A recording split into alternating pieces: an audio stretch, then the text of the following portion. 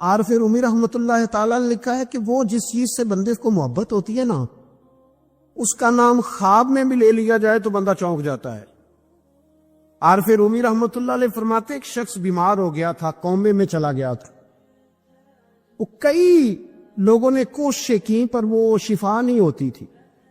باپ اس کا بہت بڑا آدمی تھا، مالدار تھا، تو اس نے ایک بڑے طبیب کو بلایا، اس نے کہا اس کا پتہ تو کرو معاملہ کیا، کیسے ٹھیک ہو سکتا ہے۔ تو وہ طبیب کہنے لگا کہ یہ نہ کسی سے محبت کرتا، جس سے محبت کرتا اس سے بچھڑ گیا ہے، اور اس غم میں اس کیفیت میں چلا گیا، دوائیاں شوائیاں اثر نہیں کریں گی۔ تو وہ کہنے لگا اب ہمیں تو پتہ بھی کوئی نہیں کس سے اس کا پیار ہے، کس دوست کی، کس محبوب کی جدائی میں یہ پریشان ہے، تو کیسے پتہ کریں۔ تو وہ طبیب سیانا تھا، اس نے کہا یہ کون کون سے ملکوں میں جا چکا ہے۔ اس نے ملکوں کے نام لیے تو اس طبیب نے نا اس کے کان میں ان سارے ملکوں کا ذکر کیا۔ جب وہ والا ملک آیا نا تو ہلکا سا چونکا وہ، کہنے لگا اب اس ملک کے اندر جتنے شہر ہیں ان کے نام بتاؤ۔ وہ شہروں کے نام لیے تو جب وہ والا شہر آیا نا تو وہ ذرا تھوڑا سا نا اور چونکا، کچھ اس نے اب ہاتھ پیر بھی ہلانے شروع کیے، کہنے لگا اب اس شہر کے اندر جتنے محلے ہیں نا ان محلوں کے نام لو۔ اب وہ جو ایک ایک کر کے محلے کے نام لینے لگے تو جب وہ والا محلہ آیا نا، شہر بغداد کی ہے نشانی، اچیاں لمیاں چیراں، شہر بغداد دے ٹکڑے منگساں تے کرساں میرا میرا۔ عارف رومی کہتے وہ جب اس محلے کا نام آیا نا تو وہ پورا چونک گیا۔ تھوڑے سے لوگ ہوتے تھے، تھوڑی سی آبادی ہوتی تھی، اس نے اس کے باپ سے کہا کوئی طریقہ اختیار کر، اس محلے میں بسنے والے جتنے لوگ ہیں نا ان لوگوں کی فہرست منگا۔ اس ملک سے، اس محلے سے ان لوگوں کی فہرست آئی۔ جب ایک ایک نام بولے جانے لگے اور جب نام آیا نا محبوب کا، نا علمہ وچ پھسا سانو تو یار دی گل سوڑا۔ اور جب نام آیا نا اس محبوب کا تو پہلے اس کے ہاتھ کانپے، پھر اس کی نظر پھڑکی، پھر اس کی آنکھوں میں آنسو آئے، اور پھر اس نے آنکھیں کھول کے ہاتھ تھاما اپنے باپ کا اور رو کے کہنے لگا بابو آیا ہے، وہ یہاں ہے، ملاقات ہو جائے گی۔ پھر سمجھ آ گئی اس کی شفا کہاں ہے۔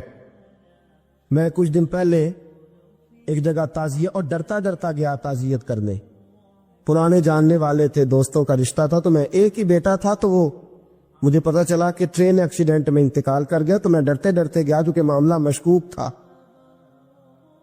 اور جب میں تعزیت کے لیے اندر پہنچا تو ہمارے جو انکل تھے، جن کا میرے دوست تھے، وہ ان کے کچھ عزیز، کہنے لگا کہ حضرت جی آپ کے ساتھ والے باہر جا سکتے ہیں؟ اور میں نے کہا چلے جاتے۔ میں دوستوں کو گاڑی میں بھیج دیا، اور جب میں نے اس سے بات چیت کی، کہنے لگا میرا بیٹا ایکسیڈنٹ تو میں نے بنایا، وہ تو خودکشی کر کے مرا ہے۔ شادی کے 11 سال بعد خدا نے ایک بیٹا دیا تھا، اور مجھ سے غلطی یہ ہوئی، میں نے کہا میرے بیٹے کو تکلیف کوئی نہ آئے، اس کے منہ سے جو نکلا میں نے اسے دیا، جو اس نے مانگا میں نے دیا۔ کہتا ہے جو شخص 16,000 مہینے کا کمائے اور بیٹے کو 40,000 کا موبائل خرید کے دے، کہتے میں نے ہر سہولت اسے دی۔ پھر ایک امیر کی لڑکی سے یونیورسٹی میں پڑھتے ہوئے اس کا تعلق بنا، بچی کے میسج بھی میں نے اپنے موبائل، اس بچے کے موبائل میں دیکھے، اور اس لڑکے نے جو میسج سینڈ کیے وہ بھی میں نے دیکھے۔ پھر میں گھر پہنچ گیا، میں نے بیٹے سے منتیں کی کہ بیٹا وہ ہمیں رشتہ نہیں دیں گے، ہماری برادری بھی چھوٹی ہے اور ہمارے جیب میں پیسے بھی کوئی نہیں۔ پھر میں ان کے گھر گیا، بیٹا نہ مانا، اور میں نے اس شخص کو بلا کے کہا تیری بیٹی کے میسج ہے، خدا را خیال کر، اور تیرے تو 7 بچے ہیں، میری گود میں تو ایک ہی پھول کھلا ہے، میں کدھر جاؤں، خیال کر۔ اس نے کہا دوبارہ تو نے نام لیا تو ایسے کیس میں باپ بیٹے کو پھنساؤں گا کہ ساری زندگی نکل نہیں سکو گے۔ نے کہا میں نے بیٹے سے کہا کہ بیٹا میں نے پگڑی تک رکھی ہے پر مجھے رشتہ نہیں ملا، تو باز آ جا۔ کہنے لگا 3 راتیں میرا بیٹا سویا نہیں، اور مجھے کہنے لگا حضرت جی وہ چوتھی رات سویا ہے تو دوبارہ اٹھا نہیں. مجھے کہنے لگا مجھے اجازت دو کہ میں اس بیٹی کو بھی قتل کر دوں اور اس کا باپ بھی قتل کر دوں. میرا تو گھر اجڑ گیا نا. وہ کہنے لگا میں کبھی کبھی دوستوں کے پاس جا کے رات گزار لیتا ہوں اور میں اپنے دل کو سکون لے لیتا ہوں, لیکن اس کی ماں اس کے جوتے سینے سے لگائے پھرتی ہے, اس کی اماں اس کے پرانے کپڑے لے کے سینے سے لگائے پھرتی ہے. کہنے لگا حضرت جی کوئی کوشش کرو, کوئی دعا کرو کہ اللہ مہربانیاں کرے. میں کہہ تو نہیں سکا ان سے, لیکن میرے دل میں خیال آیا کہ کس نے کہا تھا کہ بچہ یونیورسٹی میں کو ایجوکیشن میں داخل کراؤ, کس نے کہا تھا کہ اس کے ہاتھ میں آگ کا انگارہ دو. میرے دوست, آپ تیز آنچ تیز آگ جلا کے اس کے قریب مکھن رکھو اور پھر مکھن سے کہو کہ ڈلنا نہ, پھر مکھن سے کہو کہ پگھلنا نہ. بھئی تیز آگ قریب جلا دی اور تو کہتا پگھلنا, یہ کیسا ممکن ہے؟ ہو سکتا ہے؟ بولیے نا, ہو سکتا ہے؟ حضرت سیدنا ابو بکر صدیق فرماتے ہیں میں حضور کے سامنے بیٹھا, ایک شخص آیا, اس نے آ کر کے کہا یا رسول اللہ صلی اللہ تعالی علیہ وآلہ وسلم, یہ میرے ہاتھ کے اندر خنجر ہے, میں قتل کر کے آیا ہوں. قاتل کھڑا ہوا. ایک طرف قرآن مجید کا حکم ہے کہ جس نے ایک آدمی کو قتل کیا پوری انسانیت کو قتل کیا. حضور یہ خنجر ہے, قتل کر کے آیا ہوں. میرے مصطفیٰ نے فرمایا کس کو قتل کیا؟ عرض کی حضور سگی بہن کو مارا ہے. سگی بہن تھی, میں نے قتل کر دی. میرے نبی پاک صلی اللہ علیہ وسلم نے فرمایا کیوں مارا؟ پیار نہیں تھا؟ محبوبہ بہن سے کس کو پیار نہیں ہوتا, بڑا پیار تھا, پر مارا کیوں؟ تو صحابی رونے لگے, کہنے لگے محبوبہ میں بڑا پیار کرتا تھا, پر وہ کافرہ تھی, مشرکہ تھی, بڑا پیار کرتا تھا. جب بھی اس کے پاس جاتا وہ آپ کے بارے میں بات چھیڑ دیتی. میں اس کو کہتا سارا کچھ کر لے, میرے نبی کے بارے میں بات نہ کرانا.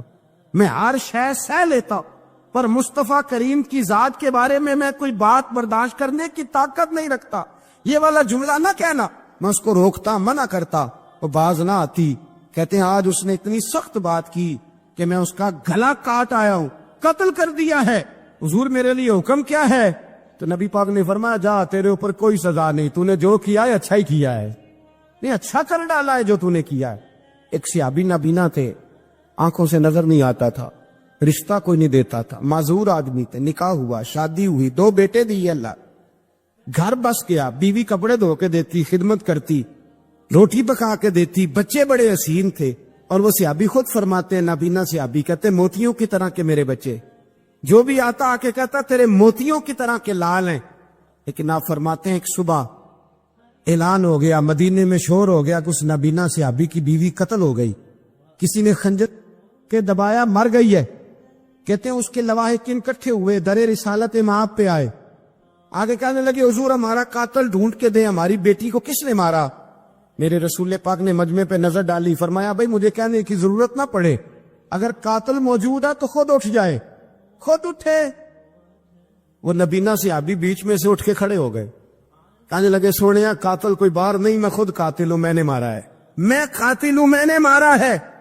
مصطفیٰ کریم سید عالم صلی اللہ علیہ وسلم نے فرمایا تجھے تو اس کی بڑی ضرورت تھی, بڑی حاجت تھی, تیری بیوی تھی, تیرا گھر سنبھالتی تھی, تیرے بچے تھے. صحابی عرض کرنے لگے حضور سارا کچھ ٹھیک تھا, پر وہ آپ کی بے ادب تھی. حضور اس کے آنے سے میرا گھر بس گیا, روٹی پکنے لگی, کپڑے ملنے لگے, اولاد ہونے لگی, میں دنیا پہ آ گیا. لیکن محبوبہ میں نے وہ سخ کیا کرنے ہیں جو تیری بے ادبی پر تعمیر کیے جائیں. یا رسول اللہ مجھے کیا حاجت اس چیز کی اس میں آپ کا پیار ہی نہ ہو, یا رسول اللہ آپ کی محبت ہی نہ. حضور میں نے قتل کر ڈالا ہے, مجھے بیوی نہیں چاہیے, مجھے وہ والی چاہیے جس کی زبان پر رسول اللہ کے نام کے ترانے ہو, جو حضور کی محفل کرنے والی ہو, نعت پڑھنے والی ہو, جو نبی پاک علیہ السلام کی ازواج کا, اولاد کا, بیٹیوں کا ذکر کرنے والی. مجھے وہ بی بی نہیں چاہیے جو بی بی بے ادبی کرے. میرے نبی پاک صلی اللہ علیہ وسلم نے محلے داروں سے پوچھا, فرمایا بات اس کی ٹھیک ہے؟ کہا حضور واقعی بے ادب تھی. نبی پاک نے فرمایا اٹھو پھر چلے جاؤ, اس نے انسان نہیں مارا, اس نے گستاخ رسول کو مارا ہے, اس نے ایک گستاخ رسول کو مارا ہے. بھائی یاد رکھیں نبی پاک کا پیار ایمان کا حصہ ہے, اس میں کوئی کمپرومائز نہیں, علامہ اقبال کہتے ہیں میں نے سارا دین پڑھا ہے، سارا قرآن پڑھا ہے،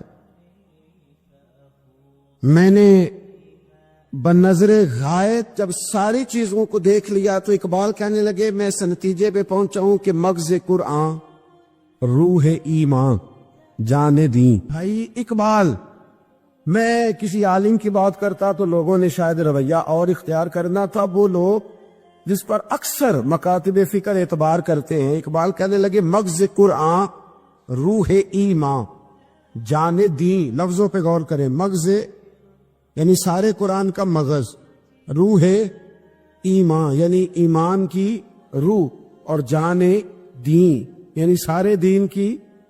آپ دیکھیں ترتیب، مغز قرآن روح ایمان جان دین۔ اقبال جلدی بتاؤ وہ کیا ہے؟ تو اقبال کہنے لگے ہست حب رحمت للعالمین، ہست حب رحمت للعالمین، مغز قرآن روح ایمان اور جان دی۔ ہست حب، کہنے لگا میں تو سمجھا ہوں کہ قرآن کا مغز ایمان کی روح اور دین کی جان اگر ہے تو نبی پاک کی محبت کا نام ہے، رسول اللہ کی محبت کا نام ہے، نبی پاک کی محبت کا نام۔ حضرت عمر فاروق رضی اللہ تعالیٰ عنہ سے بڑا تو اصول پسند کوئی نہیں نہ ہوگا، یعنی بہت بڑا چودھری بھی اگر اپنے گلی کے اندر حضرت ابو سفیان جیسے لوگ مسلمان ہو گئے، کلمہ پڑھ لیا، اور جناب ابو سفیان رضی اللہ تعالیٰ عنہ نے اپنے گھر کے اندر نہ تھوڑی سی سامنے اینٹیں رکھ کے جگہ بنا لی، تو حضرت عمر کو پتہ چلا تو فرمایا جیسے بنائی ہے ویسے وہ کھیڑو بھی، آپ نے لوگوں کا رستہ تنگ کر دیا۔ اصول پسند آدمی، اصول کی بات آئے تو بیٹے کو بھی معافی نہیں، کسی کو معافی نہیں، بڑے اصول پسند تھے۔ اتنی لوگوں نے کہا عمر تو بڑا اصول پسند ہے، پر یہ مسجد نبی کی گلی میں